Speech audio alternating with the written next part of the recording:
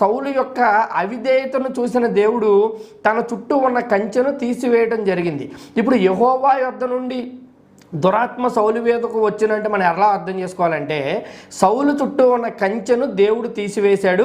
దాని కారణంగా దురాత్మలన్నీ కూడా అతనిని అటాక్ చేయడం మొదలుపెట్టాయి. ఇదే విషయాన్ని మనం చూసినట్లయితే యోబు జీవితంలో కూడా ఇటువంటి సందర్భం మనకి కనిపిస్తుంది.